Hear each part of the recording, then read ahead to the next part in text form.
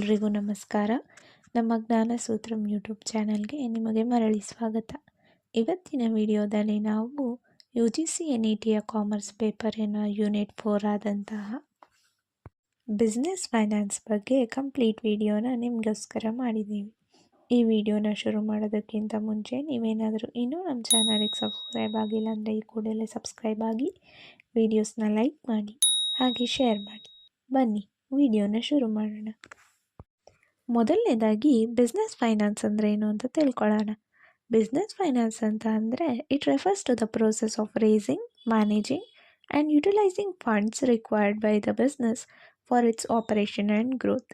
Business ತನ್ನ daily ಆಪರೇಷನ್ನ ನಡೆಸೋಕ್ಕೆ ಹಾಗೆ ಗ್ರೋ ಆಗೋದಕ್ಕೆ ರೇಸ್ ಮಾಡುವಂತಹ, ಮ್ಯಾನೇಜ್ ಮಾಡುವಂತಹ ಹಾಗೆ ಯುಟಿಲೈಸ್ ಮಾಡುವಂಥ ಫಂಡ್ಸ್ನ ಬಿಸ್ನೆಸ್ ಫೈನಾನ್ಸ್ ಅಂತ ಹೇಳಿ ಕರಿತೀವಿ. ಇನ್ನು ಇದರ ಸ್ಕೋಪನ್ನು ನೋಡೋದಾದರೆ ಎಸ್ಟಿಮೇಟಿಂಗ್ ಫೈನಾನ್ಷಿಯಲ್ ರಿಕ್ವೈರ್ಮೆಂಟ್ ಎಷ್ಟು ಬೇಕು ಅನ್ನೋದನ್ನು ಎಸ್ಟಿಮೇಟ್ ಮಾಡೋಕ್ಕೆ ಈ ಬಿಸ್ನೆಸ್ ಫೈನಾನ್ಸ್ ಅನ್ನುವಂಥದ್ದು ಬೇಕಾಗುತ್ತೆ. ಡಿಟರ್ಮೈನಿಂಗ್ ಸೋರ್ಸ್ ಆಫ್ ಫಂಡ್ಸ್ ಅಂತ ಅಂದರೆ ಐದರ್ ಡೆಟ್ಟಿಂದ ನಾವು ಫೈನಾನ್ಸನ್ನು ತೊಗೊಳ್ಬೇಕಾ ಅಥವಾ ಈಕ್ವಿಟಿಯಿಂದ ನಾವು ಫೈನಾನ್ಸನ್ನು ತೊಗೊಳ್ಬೇಕಾ, ಹೀಗೆ ನಾವು ಯಾವ ಸೋರ್ಸ್ ಆಫ್ ಫಂಡಿಂದ ಫೈನಾನ್ಸನ್ನು ತೊಗೊಳ್ಬೇಕು ಅನ್ನೋದನ್ನು ಡಿಟರ್ಮೈನ್ ಮಾಡೋದಕ್ಕೆ ಈ ಬಿಸ್ನೆಸ್ ಫೈನಾನ್ಸ್ ಹೆಲ್ಪ್ ಮಾಡುತ್ತೆ. ಹಾಗೆ ರೈಸಿಂಗ್ ಫಂಡ್ಸ್ನ ರೈಸ್ ಮಾಡೋಕ್ಕೆ, ಇನ್ವೆಸ್ಟ್ಮೆಂಟ್ಸ್ ಆಫ್ ಫಂಡ್ಸ್ನ ಇನ್ವೆಸ್ಟ್ ಮಾಡೋದಕ್ಕೆ ಈ ಬಿಸ್ನೆಸ್ ಫೈನಾನ್ಸಿನ ನಾಲೆಡ್ಜ್ ಇರಬೇಕಾಗುತ್ತೆ. ಮುಂದೆ ಫೈನಾನ್ಷಿಯಲ್ ಕಂಟ್ರೋಲ್. ಕಂಪನಿ ತನ್ನ ಫೈನಾನ್ಷಿಯಲ್ ಕಂಟ್ರೋಲನ್ನು ಹೇಗೆ ನಡೆಸಬೇಕು, ಎಷ್ಟು ರೀತಿಯಾದಂಥ ಬಾರೋಯಿಂಗ್ ಕಾಸ್ಟನ್ನು ತಗೊಳ್ಬೇಕು, ಲಯಬಿಲಿಟೀಸ್ ಎಷ್ಟಿದೆ, ಇದನ್ನೆಲ್ಲ ನೋಡೋದಕ್ಕೆ ಈ ಬಿಸ್ನೆಸ್ ಫೈನಾನ್ಸ್ ಹೆಲ್ಪ್ ಮಾಡುತ್ತೆ. ಹಾಗೆ ಡಿವಿಡೆಂಡ್ಸನ್ನು ಎಷ್ಟು ಕೊಡಬೇಕು, ರಿಟೈನ್ಡ್ ಅರ್ನಿಂಗ್ಸನ್ನು ಎಷ್ಟು ಉಳಿಸ್ಕೊಳ್ಬೇಕು ಅನ್ನೋದಕ್ಕೂ ಈ ಬಿಸ್ನೆಸ್ ಫೈನಾನ್ಸ್ ಹೆಲ್ಪ್ ಮಾಡುತ್ತೆ. ಅದ್ರ ಜೊತೆ ರಿಸ್ಕ್ ಮ್ಯಾನೇಜ್ಮೆಂಟ್. ಕಂಪನಿ ತನ್ನ ರಿಸ್ಕನ್ನು ಹೇಗೆ ಮಿಟಿಗೇಟ್ ಮಾಡ್ಕೊಳ್ಬೇಕು, ರಿಸ್ಕನ್ನು ಹೇಗೆ ಅವಾಯ್ಡ್ ಮಾಡಬೇಕು, ಹಾಗೆ ರಿಸ್ಕ್ ಬಂದ ಮೇಲೆ ಹೇಗೆ ಅದನ್ನು ಮ್ಯಾನೇಜ್ ಮಾಡಬೇಕು ಅನ್ನೋದಕ್ಕೆ ಈ ಬಿಸ್ನೆಸ್ ಫೈನಾನ್ಸ್ ತುಂಬಾ ಹೆಲ್ಪ್ ಮಾಡುತ್ತೆ. ಇನ್ನು ಮುಂದಿನ ಕಾನ್ಸೆಪ್ಟ್ ಸೋರ್ಸಸ್ ಆಫ್ ಫೈನಾನ್ಸ್. ಇದರಲ್ಲಿ 2 ಥರದ ಸೋರ್ಸಸ್ ಬರುತ್ತೆ. ಒಂದು ಇಂಟರ್ನಲ್ ಸೋರ್ಸಸ್, ಇನ್ನೊಂದು ಎಕ್ಸ್ಟರ್ನಲ್ ಸೋರ್ಸಸ್. ಇಂಟರ್ನಲ್ ಸೋರ್ಸಸ್ಸಲ್ಲಿರುವಂಥ ಒಂದು ಮೊದಲನೇ ಆದ ಸೋರ್ಸ್ ಯಾವುದಪ್ಪ ಅಂತ ಅಂದರೆ ರಿಟೈನ್ಡ್ ಅರ್ನಿಂಗ್ಸ್ ಅಂದರೆ ಕಂಪನಿ ತನ್ನ ಪ್ರತಿ ವರ್ಷದ ಪ್ರಾಫಿಟ್ಸಲ್ಲಿ ಸ್ವಲ್ಪ ಭಾಗವನ್ನು ಆ್ಯಸ್ ಆಫ್ ರಿಟೈನ್ಡ್ ಮಾಡಿರುತ್ತೆ, ಅಂದರೆ ಉಳಿಸ್ಕೊಂಡಿರುತ್ತೆ. ಆ ಉಳಿಸ್ಕೊಂಡಿರೋ ಪ್ರಾಫಿಟ್ಸನ್ನು ರಿಟೈನ್ಡ್ ಅರ್ನಿಂಗ್ಸ್ ಅಂತ ಹೇಳಿ ನಾವು ಕರಿತೀವಿ. ಇನ್ನು ಎರಡನೇದಾಗಿ external source of finance.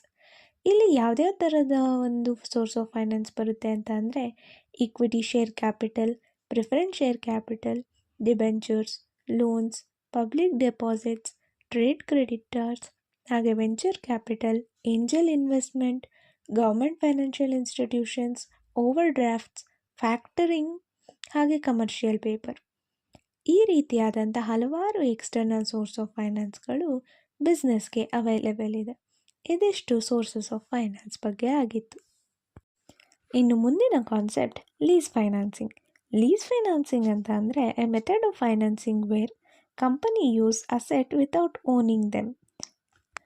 Company ಅಸೆಟ್ಟನ್ನು ತನ್ನ ಓನರ್ಶಿಪ್ ಇಲ್ದಲೇ ಬೇರೆಯವರ ಅಸೆಟ್ಟನ್ನು ಯೂಸ್ ಮಾಡ್ಕೊಳ್ಳೋದಂತಹ ಪ್ರೋಸೆಸ್ಸನ್ನು ಲೀಸ್ ಫೈನಾನ್ಸಿಂಗ್ ಅಂತ ಹೇಳಿ ಕರಿತೀವಿ. ಇಲ್ಲಿ ಕಂಪನಿ ರೆಂಟನ್ನು ಪೇ ಮಾಡುತ್ತೆ ಓನರಿಗೆ. ಇದರಲ್ಲಿರುವಂಥ ಟೈಪ್ಸ್ ಯಾವುದು ಅಂತ ಅಂದರೆ operating lease, financial lease. Operating lease ಅಂತ ಅಂದರೆ ಇದು ಶಾರ್ಟ್ ಟರ್ಮ್ ಲೀಸ್ ಆಗಿರುತ್ತೆ. ಅಸೆಟ್ಟನ್ನು ನಾವು ರಿಟರ್ನ್ ಮಾಡ್ತೀವಿ ಆಫ್ಟರ್ ಯೂಸ್. ಇನ್ನು ಫೈನಾನ್ಷಿಯಲ್ ಲೀಸ್ ಅನ್ನುವಂಥದ್ದು ಲಾಂಗ್ ಟರ್ಮ್ ಲೀಸ್ ಆಗುತ್ತೆ, ಹಾಗೆ ಇದು ನಾನ್ ಕ್ಯಾನ್ಸಲಬಲ್ ಆಗಿರುತ್ತೆ. ಇನ್ನು ಮುಂದಿನ ಟೈಪ್ ಆಫ್ ಲೀಸ್ ಯಾವುದು ಅಂತ ಅಂದರೆ ಸೇಲ್ ಆ್ಯಂಡ್ ಲೀಸ್ ಬ್ಯಾಕ್. ಅಂದರೆ company sells the asset to the lease company and lease it back. ಅಸೆಟ್ಟನ್ನು ಪರ್ಚೇಸ್ ಮಾಡಿ ಅದನ್ನು ಲೀಸ್ ಕಂಪನಿಗೆ ಸೇಲ್ ಮಾಡಿ ನಂತರ ಅದೇ ಕಂಪನಿ ಲೀಸಿಗೆ ಅದೇ ಅಸೆಟ್ಟನ್ನು ತಗೊಂಡಾಗ ಸೇಲ್ ಆ್ಯಂಡ್ ಲೀಸ್ ಬ್ಯಾಕ್ ಅಂತ ಹೇಳಿ ಕರಿತೀವಿ. ಇನ್ನು ಲೆವರೇಜ್ಡ್ ಲೀಸ್ ಅಂತ ಅಂದರೆ ಯಾವುದನ್ನ ಹೈ ಕಾಸ್ಟ್ ಅಸೆಟ್ ಮೇಲೆ ನಾವು ಇನ್ವೆಸ್ಟ್ ಮಾಡೋಕ್ಕಾಗ್ದಲೇ ತೊಗೊಳ್ಳುವಂಥ ಲೀಸನ್ನು ಲೆವರೇಜ್ ಲೀಸ್ ಅಂತ ಹೇಳಿ ಕರಿತೀವಿ. ಇಲ್ಲಿ 3 ಪಾರ್ಟೀಸ್ ಇರ್ತಾರೆ. ಒಂದು ಲೆಸ್ಸಿ, ಇನ್ನೊಂದು ಲೆಂಡರ್. ನಾರ್ಮಲ್ ಲೀಸಲ್ಲಿ ಎರಡೇ ಪಾರ್ಟೀಸ್ ಇರ್ತಾರೆ, ಒಂದು ಲೆಸ್ಸಾರು ಇನ್ನೊಂದು ಲೆಸ್ಸಿ. ಇದಿಷ್ಟು ಲೀಸ್ ಫೈನಾನ್ಸಿಂಗ್ ಬಗ್ಗೆ ಆಗಿತ್ತು. ಇನ್ನು ಮುಂದಿನ concept cost of capital. Cost of capital ಅಂತ ಅಂದರೆ the minimum return that a business must earn on its investment. Company ತಾನು ಮಾಡಿರುವಂಥ ಇನ್ವೆಸ್ಟ್ಮೆಂಟ್ ಮೇಲೆ ಎಕ್ಸ್ಪೆಕ್ಟ್ ಮಾಡುವಂತಹ ಮಿನಿಮಮ್ ರಿಟರ್ನನ್ನು ಕಾಸ್ಟ್ ಆಫ್ ಕ್ಯಾಪಿಟಲ್ ಅಂತ ಹೇಳಿ ಕರಿತೀವಿ. It is the opportunity cost of funds what investment should earn elsewhere at similar risk. ಅಂತಂದರೆ same company ತಾನು ಮಾಡಿರುವಂಥ ಇನ್ವೆಸ್ಟ್ಮೆಂಟ್ಸಿನ ಮೇಲೆ ಎಕ್ಸ್ಪೆಕ್ಟ್ ಮಾಡುವಂಥ ಮಿನಿಮಮ್ ರಿಟರ್ನನ್ನು ಕಾಸ್ಟ್ ಆಫ್ ಕ್ಯಾಪಿಟಲ್ ಅಂತ ಹೇಳಿ ಕರಿತೀವಿ. ಇನ್ನು ಕಾಸ್ಟ್ ಆಫ್ ಕ್ಯಾಪಿಟಲಿನ ಕಾಂಪೊನೆಂಟ್ಸ್ ಯಾವುದ್ಯಾವುದಪ್ಪ ಅಂತ ಅಂದರೆ ಮೊದಲನೇದಾಗಿ cost of debt. Cost of debt ಅಂತ ಅಂದರೆ ಡೆಟ್ ಮೇಲೆ ಡೆಟ್ ಫೈನಾನ್ಸನ್ನು ತಗೊಳ್ಬೇಕಾದ್ರೆ ಆಗಿರುವಂಥ ಕಾಸ್ಟ್ ಎಷ್ಟು ಅನ್ನೋದನ್ನು ಕಾಸ್ಟ್ ಆಫ್ ಡೆಟ್ ಅಂತ ಹೇಳಿ ಕರಿತೀವಿ. ಇದನ್ನು ಕ್ಯಾಲ್ಕುಲೇಟ್ ಮಾಡೋದಕ್ಕೆ interest into 1 minus tax rate divided by net proceeds ಮಾಡಿದಾಗ ನಮಗೆ ಕಾಸ್ಟ್ ಆಫ್ ಡೆಟ್ ಸಿಗುತ್ತೆ. ಮುಂದೆ ಕಾಸ್ಟ್ ಆಫ್ ಪ್ರಿಫರೆನ್ಸ್ ಶೇರ್ಸ್. ಇದನ್ನು ಕಂಡುಹಿಡಿಯೋದಕ್ಕೆ ನಾವು preference dividend divided by net ಪ್ರೊಸೀಡ್ಸನ್ನು ಮಾಡಿದಾಗ ಕಾಸ್ಟ್ ಆಫ್ ಪ್ರಿಫರೆನ್ಸ್ ಶೇರ್ಸ್ ಸಿಗುತ್ತೆ. ಮುಂದೆ cost of equity. Cost of equity is equal to debt by P plus growth rate. Cost of retained earnings is equal to opportunity cost of reinvested profits. ಇನ್ನು ಮುಂದೆ weighted average cost of capital. Weighted average cost of capital ಅಂತ ಅಂದರೆ company ತನ್ನ ಹತ್ರ ಇರುವಂಥ ಎಲ್ಲ securities ಮೇಲೆ pay ಮಾಡುವಂಥ ಆ್ಯಾವ್ರೇಜ್ ಕಾಸ್ಟ್ ಆಫ್ ಕ್ಯಾಪಿಟಲನ್ನು ನಾವು weighted average cost of capital ಅಂತ ಹೇಳಿ ಕರಿತೀವಿ. ಇದನ್ನು ಕ್ಯಾಲ್ಕುಲೇಟ್ ಮಾಡೋದಕ್ಕೆ E by V into K E plus D by V into K D into 1 minus tax rate plus P divided by V into K P. ಇನ್ನು ಮುಂದಿನ concept time value of money. Time value of money ಅಂತ ಅಂದರೆ a rupee today is worth more than a rupee tomorrow due to earning capacity. ಅಂತ ಅಂದರೆ ಇವತ್ತಿನ ರುಪಿಯ ವ್ಯಾಲ್ಯೂನೇ ತುಂಬ ಜಾಸ್ತಿ ಇರುತ್ತೆ, more than the rupee that we earn tomorrow ಅಂತ ಹೇಳಿ ಈ ಟೈಮ್ ವ್ಯಾಲ್ಯೂ ಆಫ್ ಮನಿ ಹೇಳುತ್ತೆ.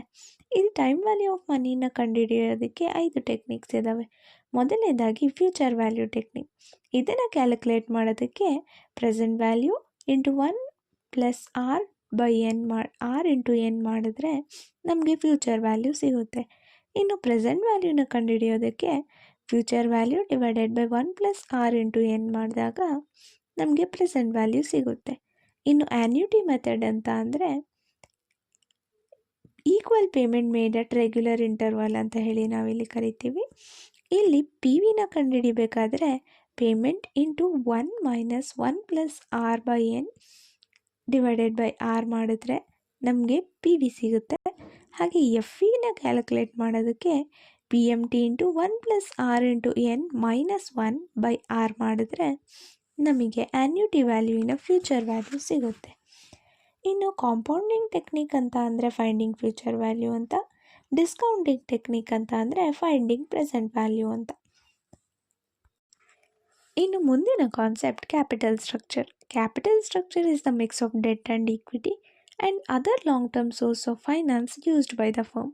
ಅಂದರೆ ಕಂಪನಿ ತನ್ನ ಎಷ್ಟು mix of debt and equity ಅಂದರೆ ಎಷ್ಟು ಡೆಟ್ಟನ್ನು ತೊಗೊಂಡಿದ್ದಾರೆ, ಹಾಗೆ ಎಷ್ಟು ಈಕ್ವಿಟಿ ಮತ್ತು ಯಾವ್ಯಾವ ರೀತಿಯಾದಂಥ ಲಾಂಗ್ ಟರ್ಮ್ ಸೋರ್ಸ್ ಆಫ್ ಫೈನಾನ್ಸನ್ನು ಯೂಸ್ ಮಾಡಿಕೊಂಡಿದೆ ಅನ್ನುವಂಥದ್ದನ್ನು ಕ್ಯಾಪಿಟಲ್ ಸ್ಟ್ರಕ್ಚರ್ ಅಂತ ಹೇಳಿ ಕರಿತೀವಿ. ಇಲ್ಲಿ ಎಲಿಮೆಂಟ್ಸ್ ಆಫ್ ಕ್ಯಾಪಿಟಲ್ ಸ್ಟ್ರಕ್ಚರ್ ಅಂತ ನೋಡೋದಾದರೆ equity share capital, preference share capital, debt, retained earnings ಇದೆಲ್ಲನೂ ಸಹ ಕ್ಯಾಪಿಟಲ್ ಸ್ಟ್ರಕ್ಚರಿನ ಎಲಿಮೆಂಟ್ಸ್ ಆಗಿದೆ. ಇನ್ನು ಮುಂದೆ ನೋಡ್ತಾ ಹೋದಾಗ ಕ್ಯಾಪಿಟಲ್ ಸ್ಟ್ರಕ್ಚರಿಗೆ ಕೆಲವೊಂದು ಥಿಯರೀಸ್ ಇದೆ. NI approach, NOI approach, MM approach ಹಾಗೆ ಟ್ರೆಡಿಷ್ನಲ್ ಅಪ್ರೋಚ್ ಅಂತ. ಈ ಎಲ್ಲ ಥಿಯರೀಸು ಕ್ಯಾಪಿಟಲ್ ಸ್ಟ್ರಕ್ಚರ್ ಬಗ್ಗೆ ಕಂಪ್ಲೀಟ್ ಡೀಟೇಲ್ಸನ್ನು ಕೊಡುತ್ತೆ. ಇದಿಷ್ಟು ಬಿಸ್ನೆಸ್ ಫೈನಾನ್ಸಿನ scope, sources, cost of capital, time value of money ಹಾಗೆ ಕ್ಯಾಪಿಟಲ್ ಸ್ಟ್ರಕ್ಚರ್ ಬಗ್ಗೆ ಆಗಿತ್ತು. ಮುಂದಿನ ವಿಡಿಯೋದಲ್ಲಿ ನಾವು ಕ್ಯಾಪಿಟಲ್ ಬಜೆಟಿಂಗ್ ಡಿಸಿಷನ್ಸ್ ಹಾಗೆ ವರ್ಕಿಂಗ್ ಕ್ಯಾಪಿಟಲ್ ಮ್ಯಾನೇಜ್ಮೆಂಟ್ ಬಗ್ಗೆ ಕಂಪ್ಲೀಟ್ ಡೀಟೇಲ್ಸ್ನ ಕೊಡ್ತೀವಿ. ಈ ವಿಡಿಯೋ ಏನಾದರೂ ಇಷ್ಟ ಆಗಿದರೆ ನೀವು ಲೈಕ್ ಮಾಡಿ, ನಮ್ಮ ಚಾನಲಿಗೆ ಸಬ್ಸ್ಕ್ರೈಬ್ ಆಗಿ ಹಾಗೆ ವಿಡಿಯೋಸ್ನ ಶೇರ್ ಮಾಡಿ. ಮುಂದಿನ ವಿಡಿಯೋಗೋಸ್ಕರ ಕಾಯ್ತಾ ಇರಿ.